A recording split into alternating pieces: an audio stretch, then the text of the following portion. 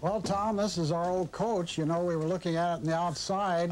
All the old original woodwork and the lamps should be polished, I suppose. Red plush seats. Are these, kerosene? Yes, kerosene. That's all they had. The early lamps were candle and then kerosene, and they used gas.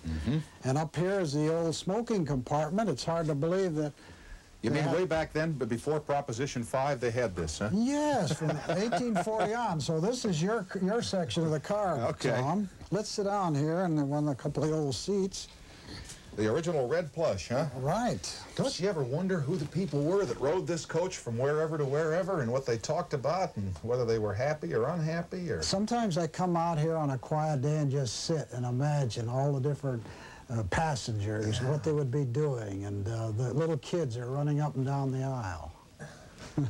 Be kind of sore by the time you got to San Francisco, wouldn't you think? Oh, yes, because the old rail was bumpy, and when you went from one car to another, there was that open space. That we talked about outside. And if it was raining or snowing, you were really in trouble. Now, are you going to work on this car? No, we're going to leave the interior the way it is. Huh? It was out in the desert, and the sun sort of peeled the varnish, but we like it that way. Yeah. Okay, good enough. I'm getting short on time, and I want to get to your toy room, and I want to stop talking about toys for a little while and talk about you, winner of Academy Awards, Emmy Awards, great illustrator, inventor of characters that people have grown to know and love over the years. Will you do that? Why not? Why not, he said. We'll be right back after these words from my stations and our sponsors, and we'll be in the toy room. Stand by. Ward and I moved into the toy room to be joined by Mrs. Ward Kimball, Betty Kimball. For people who have been watching this, they must think that you are a long-suffering and patient person.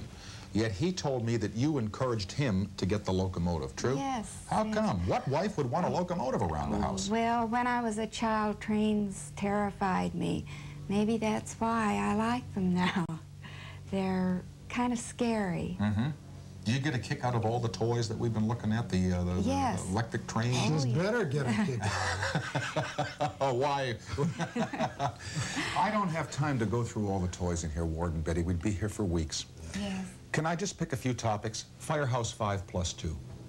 Well, that was a hobby. They were all artists at the studio who played instruments, and it was kind of a fluke. We had to play a dance once. Kid Ory called us up, and so we put on fire outfits, and we were an overnight sensation. We went on for 22 years, and we made 12 albums. How come it quit? We got tired of it.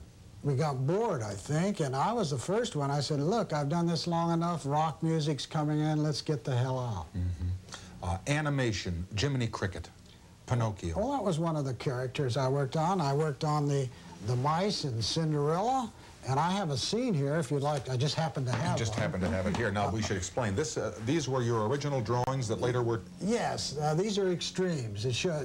I plot out the action. This is when he says, give a little whistle, and he opens the hat, and the little whistle comes out of the hat. Now, that's called fantasy. Okay.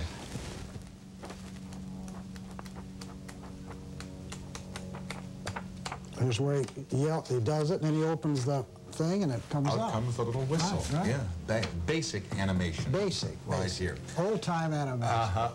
Walt Disney, your life with him, working with him over the years, your relationship with him, did he shared your love for trains, didn't he? Yes, he used to come out here in the 40s, and he'd run the train. He'd never run a steam locomotive. You know, that's a thrill. He'd go down the track, and he had this big smile on his face like a little kid. And I think that put a little germ of an idea in his head that if he ever had an amusement park, instead of having little trains, he'd have full-size ones. Did you work on the railroad at Disneyland? I was an advisor on the decor, the color, and what types of locomotives, yes. Do you have to keep him in check at all? No.